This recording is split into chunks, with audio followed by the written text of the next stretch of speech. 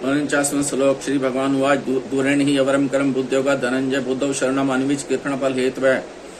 भगवान कहते हैं बुद्धि योग समता की अपेक्षा सकाम कर्म दूर से ही अत्यंत ही निकृष्ट हैं। अतः हे धनंजय तू बुद्धि समता का आश्रय ले, क्योंकि इस फल के हेतु बनने वाले अत्यंत दीन हैं।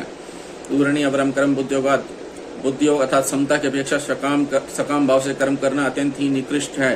कारण है कि कर्म भी उत्पन्न और नष्ट होते हैं तथा उन कर्मों के फल का भी संयोग और वियोग होता है, परंतु योग समता नित्य है, उसका कभी वियोग नहीं होता, उसमें कोई विकृति नहीं आती। अतः समता की अपेक्षा सकाम कर्म अत्यंत ही निकृष्ट हैं। संपूर्ण कर्मों में समता ही श्रेष्ठ है। समता के बिना तो मात्र जीव कर्म करते ही रहते हैं तथा उन कर्मों के परिणाम से जन्मते मरते और दुख भोगते रहते हैं। कारण है कि समता के बिना कर्मों में उद्धार करने की ताकत नहीं है। कर्मों में समता ही कुशलता है। अगर कर्मों में समता नहीं होगी तो शरीर में अहंता ममता हो जाएगी, और शरीर में अहंता ममता होना ही पशु बुद्धि है। भागवत में सुखदेव जी ने राजा परीक्षित से कहा है, हे राजन, अब तुम यह पशु बुद्धि छोड़ दो कि मैं मर जाऊंगा।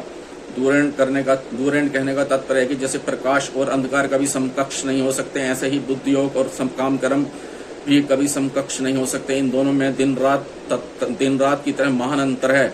कारण है कि बुद्धि योग तो परमात्मा की प्राप्ति कराने वाला है और सकाम कर्म जन्म मरण देने वाला है। बुद्धौ शरणम अन्विच, तू बुद्धि समता की शरण ले। समता में निरंतर स्थित रहना ही उसकी शरण लेना है। समता में स्थित रहने से तुझे स्वरूप में अपनी स्थिति का अनुभव होगा। कृपणा फल हेतु है, कर्मों के फल का हेतु बनना अत्यंत निकृष्ट है। कर्म फल कर्म सामग्री और शरीर आदि कर्मों के साथ अपना संबंध जोड़ लेना ही कर्म फल का हेतु बनना है।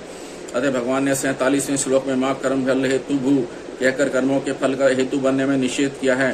कर्म और कर्म फल का विभाग अलग है तथा इन दोनों से रहित जो नित्य तत्व है उसका विभाग अलग है। वह नित्य तत्व अनित्य कर्म फल के आश्रित हो जाए, इसके समान निकृष्टता और क्या होगी।